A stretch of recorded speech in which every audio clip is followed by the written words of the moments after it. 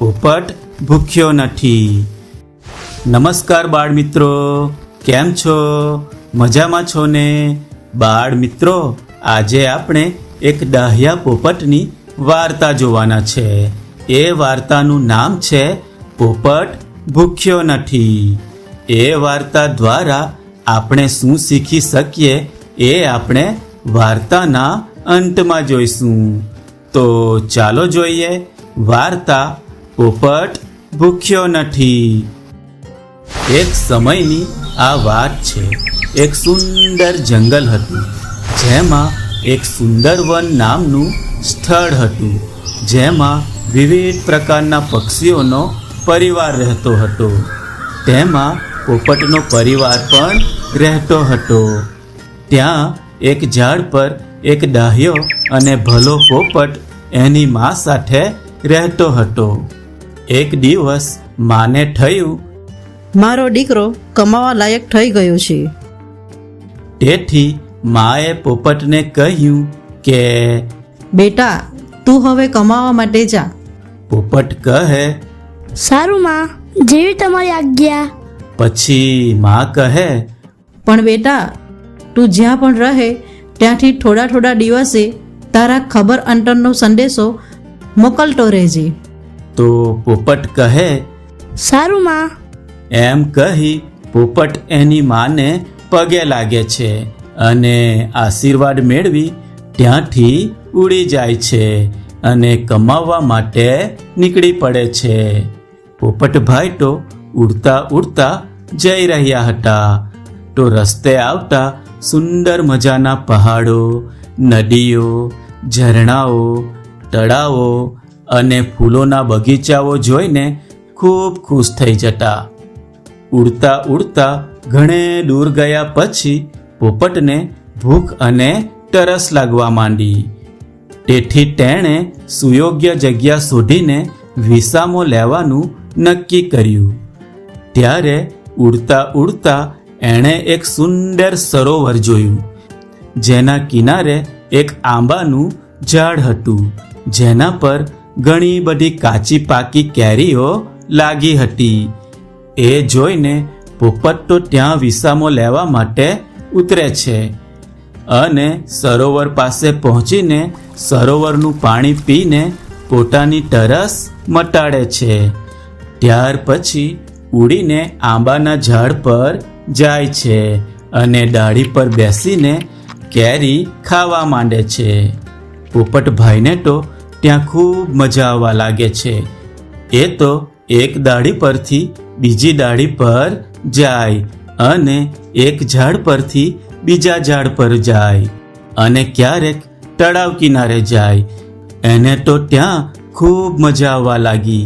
તેથી પોપટ તો ત્યાં જ રહેવાનું નક્કી કરે છે અને આંબાની ડાળ પર પોતાને રહેવા માટે ઘર બનાવવા મંડી પડે છે અને સરસ મજાનું ઘર તૈયાર કરી તેમાં રહેવા માંડે છે. પોપટ તો ખૂબ આનંદથી ત્યાં રહેવા લાગ્યો. એ તો એક ડાળી પરથી બીજી ડાળી પર જાય અને હિંચકે ઝૂલે છે અને કાચી પાકી કેરી ખાય અને તળાવનું પાણી પીને આનંદથી રહેવા લાગે છે. થોડા દિવસો વીતી ગયા.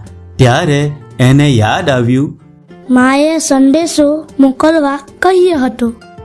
તેથી એ તો કોઈ મુસાફરની રાહ જોવા લાગ્યો, જેના થકી એ એનો સંદેશો મા સુધી પહોંચાડી શકે. ત્યારે ત્યાંથી એક ગાયોનો ગોવાળ પસાર થયો. તો પોપટ ખૂબ જ વિનમ્રતાથી મીઠા મીઠા અવાજે કહે, એ ભાઈ, ગાયોના ગોવાળ. મારી માને એટલું કહેજે, પોપટ ભૂખ્યો નથી, પોપટ તરસ્યો નથી, પોપટ આંબાની ડાળ, પોપટ સરોવરની પાર, પોપટ કાચી કેરી ખાય, પોપટ પાકી કેરી ખાય, પોપટ ટહુકા કરે. તો ગાયોનો ગોવાળ કહે, બાપુ, આ ગાયો રેઢી મૂકીને હું તારી માને કહેવા માટે કઈ રીતે જાઉં? મારાથી તો ના જવાય. તો પોપટ નિરાશ થઈ જાય છે. તો ગાયોનો ગોવાળ કહે, તું મને ડાહ્યો અને ભલો પોપટ લાગે છે અને તારી વાણી પણ મીઠી છે. તેથી હું તને ગાય આપું છું. તારે જોઈતી હોય તો લઈ લે. આ સાંભળી પોપટ તો રાજી રાજી થઈ ગયો અને બધી ગાયોમાંથી એક સુંદર દૂધ જેવી સફેદ ગાય પોતાની પાસે રાખી લીધી અને તેને આંબાના થડ સાથે બાંધી દીધી. અને પછી ગાયોનો ગોવાળ ત્યાંથી આગળ નીકળી જાય છે અને ફરી પોપટ આંબાની ડાળે જઈને બેસી જાય છે.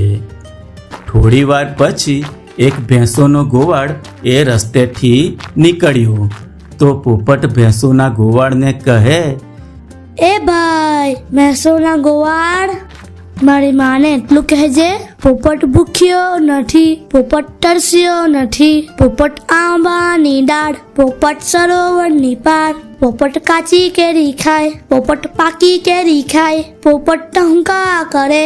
તો ભેંસોનો ગોવાળ કહે, બાપુ, આ ભેંસોને અહીં મૂકીને મારાથી તો ના જવાય, નહીં તો એ બધી ભેંસો ભાગી જાય. તો પોપટ તો ફરી નીચું મોઢું કરી જાય છે.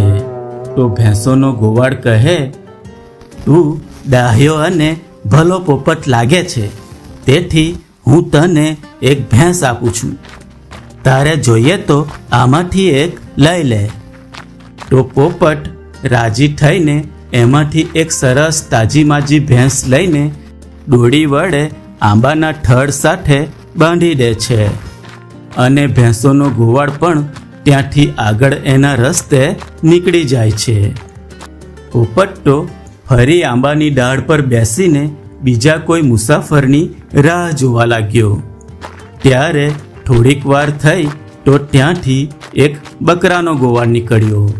તો પોપટ કહે, એ ભાઈ બકરાના ગોવાળ, મારી માને એટલું કહેજે, પોપટ ભૂખ્યો નથી, પોપટ તરસ્યો નથી, પોપટ આંબાની ડાળ, પોપટ સરોવરની પાર, પોપટ કાચી કેરી ખાય, પોપટ પાકી કેરી ખાય, પોપટ ટહુકા કરે. તો બકરાનો ગોવાળ કહે, અરે પોપટભાઈ, હું આમ બકરાને અહીં એકલા છોડીને તારી માને કહેવા માટે નહીં જઈ શકું, પણ તું મને ભલો અને ડાહ્યો પોપટ લાગે છે, તેથી મારે તને 2-3 બકરા આપવા છે. તારે જે જોઈએ એ આમાંથી લઈ લે. તો પોપટ તો ખુશ થઈ જાય છે અને 2-3 રૂપાળા બકરા લઈને આંબાના થડ સાથે બાંધી દે છે. આવી રીતે પછી તો ઘેટાનો ગોવાળ આવ્યો. તો તેણે પણ પોપટની વાત સાંભળી અને એ પણ પોપટની માને સંદેશો આપવા માટે જઈ શકતો ના હોવાથી પોપટને રાજી કરવા તેને 2-4 ઘેટા આપે છે.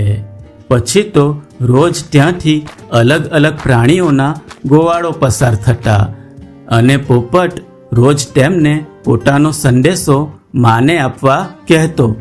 પણ કોઈ પણ ગોવાળ પોપટની માની પાસે જઈ ના શકે એટલે ઉદાસ થયેલા પોપટને રાજી કરવા માટે પોતાની પાસે જે કોઈ પ્રાણી હોય તેમાંથી તેને આપી જતા. જેમ કે એક દિવસ ત્યાંથી હાથીનો ગોવાળ પસાર થયો તો તેમણે એક હાથી આપ્યો. ત્યાર પછી ઘોડાનો અસવાર પસાર થયો તો તેમણે સરસ મજાનો ઘોડો આપ્યો. ઊંટનો ગોવાળ ત્યાંથી નીકળ્યો તો તેમણે ઊંટ આપ્યો. આવી રીતે પોપટભાઈ તો ગાય, ભેંસ, બકરા, ઘેટાં, હાથી, ઘોડો અને ઊંટ જેવા ઘણા બધા પ્રાણીઓનો માલિક બની ગયો. પછી પોપટભાઈને વિચાર આવ્યો, આ બધા પ્રાણીઓને હું શહેરમાં જઈને વેચી આવું અને એના પૈસા મળશે એ લઈને ઘરે જઈશ તો માં ખુશ થઈ જશે. એમ વિચારી એ તો બધા પ્રાણીઓને લઈને શહેર જાય છે અને એક મોટા વેપારીને એ વેચી દે છે અને એને ખૂબ પૈસા મળે છે. પોપટભાઈ તો ખૂબ ખુશ થઈ જાય છે. પછી તો પોપટભાઈ એ પૈસામાંથી થોડા પૈસાથી સોનું ચાંદી લે છે અને તેના સરસ મજાના ઘરેણાં ઘડાવે છે અને એ ઘરેણાઓ નાકમાં, કાનમાં અને ચાંચમાં પહેરી લે છે અને બીજા જે ઘણા બધા પૈસાઓ હતા એ પાંખમાં બરાબર બાંધી લે છે અને પછી એ એની મા પાસે પહોંચવા માટે ઉડાન ભરે છે. ઉડતા ઉડતા એ તો જાય છે. એનું સુંદર વન તો ત્યાંથી ઘણું દૂર હતું. તેથી એ તો સતત ઉડતો રહે છે અને એને પોતાના સુંદર વન પહોંચતા પહોંચતા રાત પડી જાય છે. ત્યારે ત્યાં જઈને જુએ છે તો બધા પક્ષીઓ પોતપોતાના ઘરે નિરાંતે સૂઈ ગયા હોય છે. એ તો એના પોતાના ઘરે મા પાસે જાય છે તો બારણું તો બંધ હતું. તો પોપટે તો સાંકળ ખખડાવી માને સાડ કરીને કહ્યું, માં બાળના ઊંઘાડો, પાથરના પથરાઓ, ઢોલીલા ઢળાઓ, સન્નાયા વગડાઓ, પોપટભાઈ પાંખ ખંખેરે.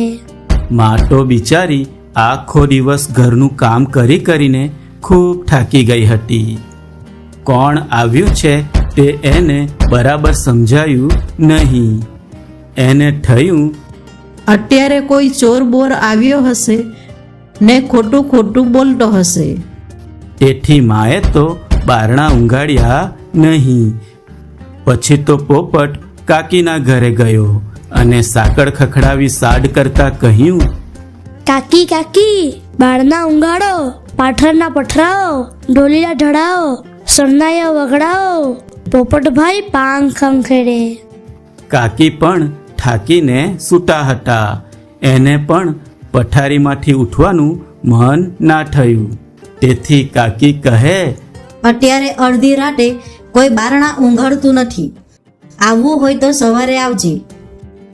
તેથી ત્યાંથી નિરાશ થઈને પોપટ તો પોતાની બહેનના ઘરે ગયો અને ત્યાં જઈને કહે, બહેન બાળના ઊંઘાડો, પાથરના પથરાઓ, ઢોલીલા ઢળાઓ, સન્નાયા વગડાઓ, પોપટભાઈ પાંખ ખંખેરે.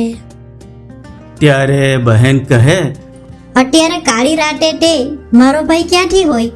ભાગી જા, તું તો કોઈ ચોર લાગે છે. તેથી નિરાશ થઈને પોપટ તો ત્યાંથી પણ નીકળી આવ્યો. પછી તો એ માસી, ફોઈબા વગેરે ઘણા બધા સગાવાલાઓના ઘરે ગયો પણ કોઈએ બારણા ઊંઘાડ્યા નહીં.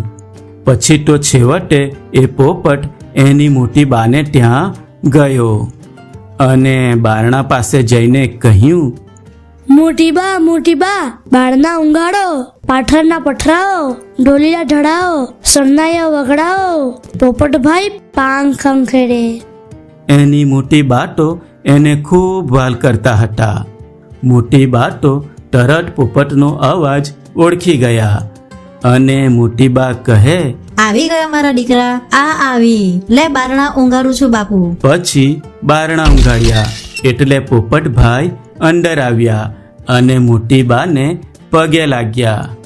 મોટી બાએ એને પીવા માટે પાણી આપ્યું અને એની પાસે બેસીને એના દુખણા લીધા. ત્યાર પછી મોટી બાએ પોપટ માટે પાથરણા પથરાવ્યા, ઢોલીડા ઢળાવ્યા ને ઉપર સુવાળા ગાડલા પથરાવ્યા. પછી મોટી બા કહે, દીકરા જરા અહીં બેસજે હો. એમ કહી એ તો બહાર જઈને 3-4 શરણાઈ વાળાને બોલાવી લાવ્યા અને શરણાઈ વાળાઓ શરણાઈ વગાડવા માંડે છે. આવી રીતે શરણાઈઓ વાગવા માંડે છે. પોપટભાઈ તો એ જોઈ ખૂબ ખુશ થઈ ગયા અને નાચવા માંડ્યા ને પછી પાંખમાંથી ને ચાંચમાંથી રૂપિયા ખંખેરવા લાગ્યા. થોડી વારમાં તો આખું ઘર રૂપિયાથી ભરાઈ ગયું. પોપટભાઈ આટલા બધા રૂપિયા કમાઈને આવ્યા એ જોઈ મોટી બા પણ ખૂબ ખુશ થયા. પોપટભાઈ તો લાંબી મુસાફરી કરીને આવ્યા હોવાથી ખૂબ થાકી ગયા હતા. તેથી શરણાઈ સાંભળતા એ તો ઊંઘી ગયા. બીજે દિવસે સવારે ઉઠીને મોટી બાએ પોપટભાઈની માને બોલાવીને પોપટભાઈના રૂપિયા ઘરેણાં એને આપી દીધા અને મોટી બાએ પોપટભાઈને કહ્યું, દીકરા, હવે તું તારી મા સાથે જા. પોપટભાઈને જવાનું મન ન હતું, તો પણ મોટી બાના કહેવાથી પરાણે માની સાથે જવું પડ્યું.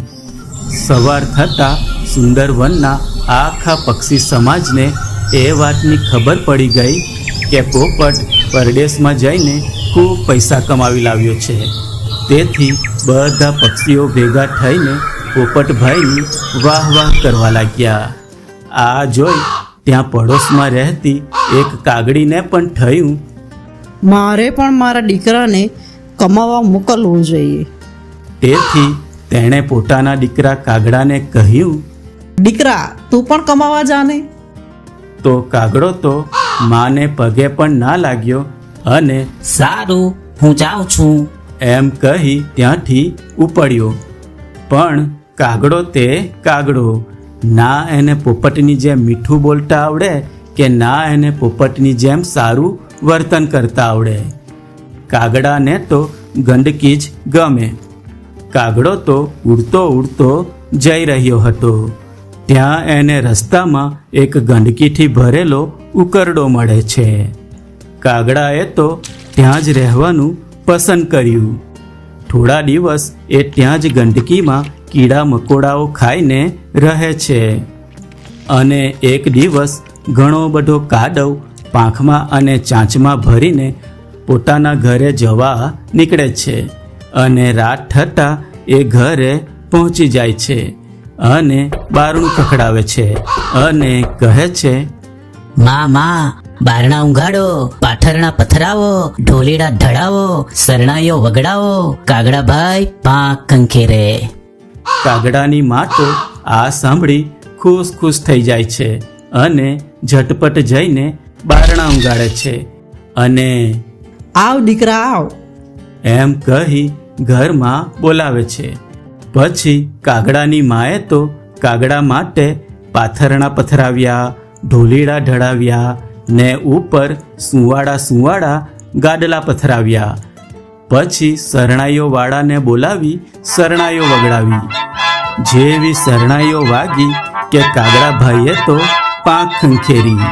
ત્યાં તો પાંખમાંથી ગંદકી જ ગંદકી નીકળી અને આખું ઘર ગંદકીથી ભરાઈ ગયું.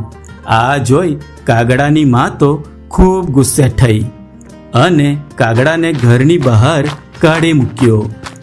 પણ આ બાજુ પોપટ તો એના પરિવાર સાથે ખૂબ આનંદથી રહેવા લાગ્યો અને ખાધું પીધું ને મોજ કરી. તો બાળ મિત્રો, મજા આવીને આ વાર્તા જોવામાં.